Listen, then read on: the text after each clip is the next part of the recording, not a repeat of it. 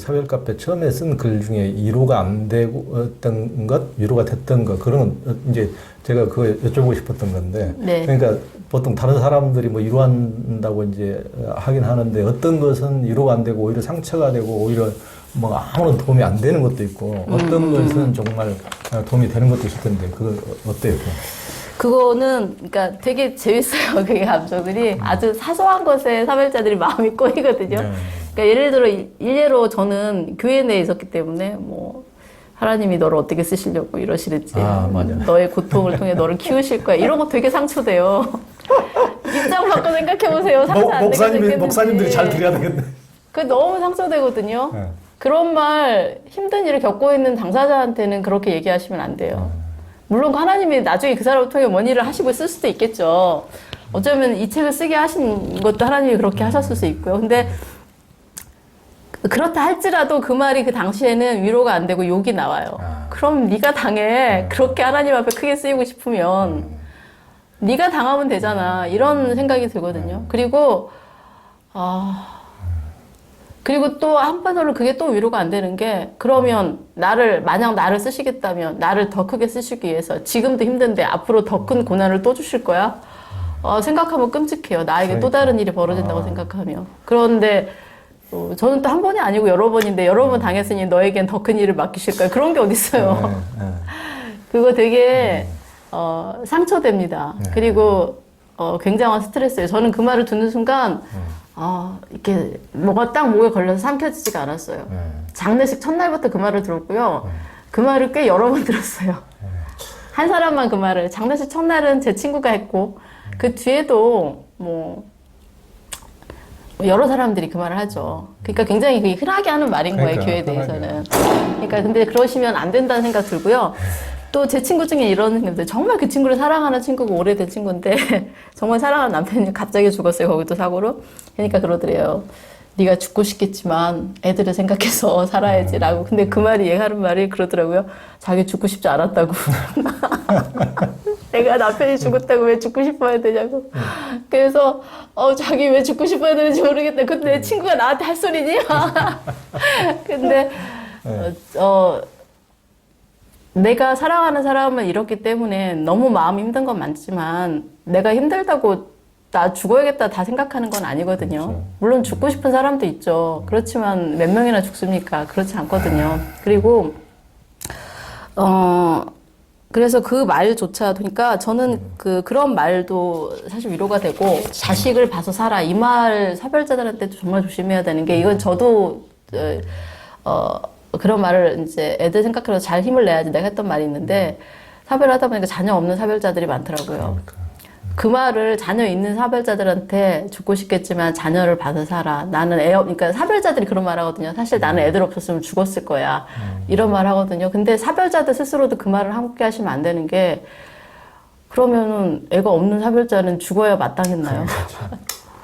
그건 아닌 것 같아요. 그래서 저도 제가 사별자가 돼 보니까 나도 그 말 되게 쉽게 했는데, 나 애들 때문에도 힘낼게 했는데 애들이 있든 없든 힘을 내야 되는 것이 맞거든요. 그런 말도 되게 조심해야 될 것 같고, 또 자녀들한테 그런 말 많이 해요. 뭐 이제 엄마 혼자 됐으니까, 아빠 혼자 됐으니까 네가 잘해야 된다. 근데 지금 자녀들은 그 자체로도 스트레스고, 그렇죠. 이미 그 말 안 해도 다 알고 있는데 굳이 그걸 부각시켜서 잘해야 된다고 할 필요는 없는 것 같아요. 그리고 그 자녀들을 보는 부모는 이미 걔네들이 부모를 놓쳐서 너무 짠한데 거기다 애들이 그것 때문에 부담까지 가지면 너무 짠하거든요. 그리고 이런 건 이제 위로라고 사실 하는 말인데, 그 위로가 안 되는 말들이죠. 그래서 저는 그런 방법들을 몰라서 예. 참 문제예요. 그래서 저는 그런 말 하고 싶어요.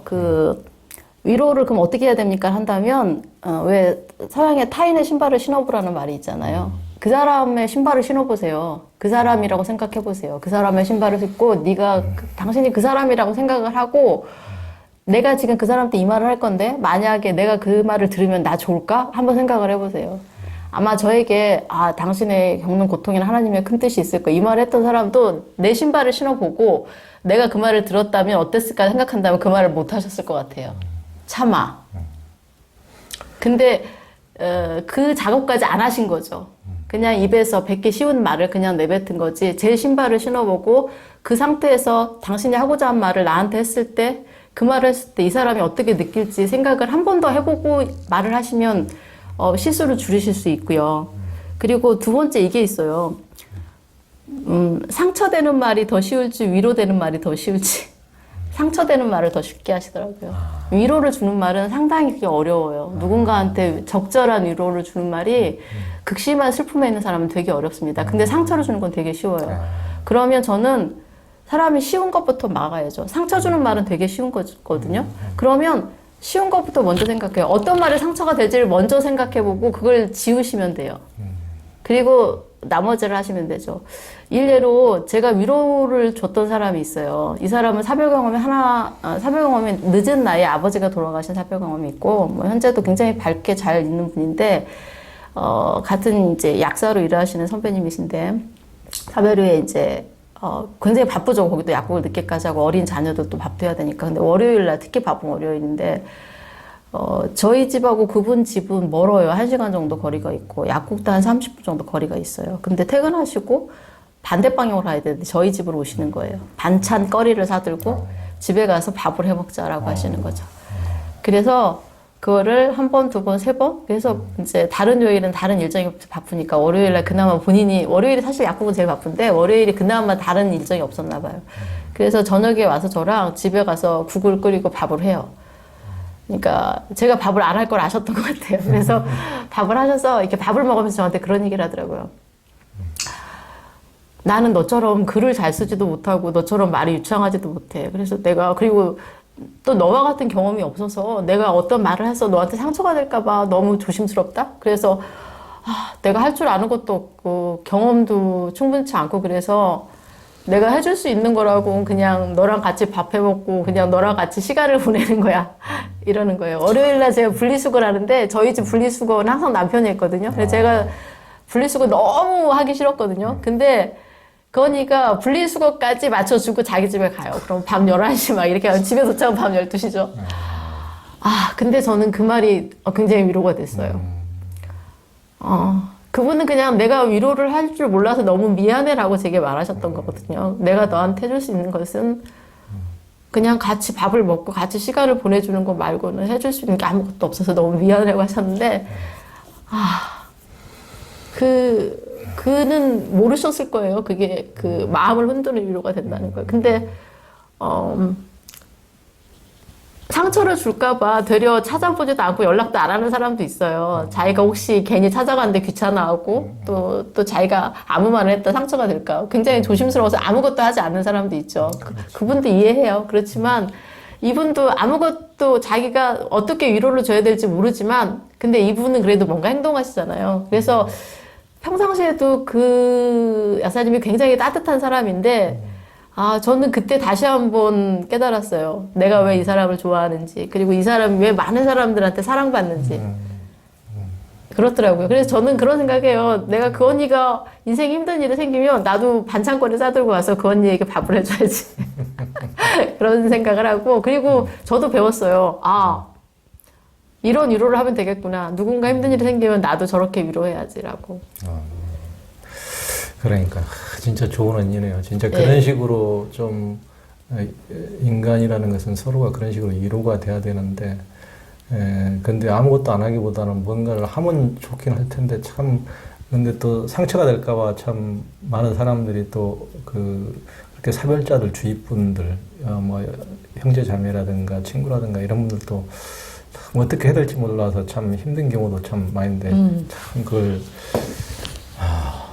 위로가 되는 방법들을 좀 우리가 좀 배워야 될 필요가 있고 아까 너무 이제 관성적으로 뭐 교회에서 하는 식으로 뭐 하나님한테 더 큰 쓰임을 받기 위해서 이런 식은 정말 더 고통을 가중시키는 대부분의 경우는 이제 그렇게 이제 관성적으로 하게 마련인데 저도 뭐 최근에 이제 저하고 가장 절친했던 대학교 4년 내내 딱 붙어 다녀서 네 둘이 사귀냐 할 정도로 이제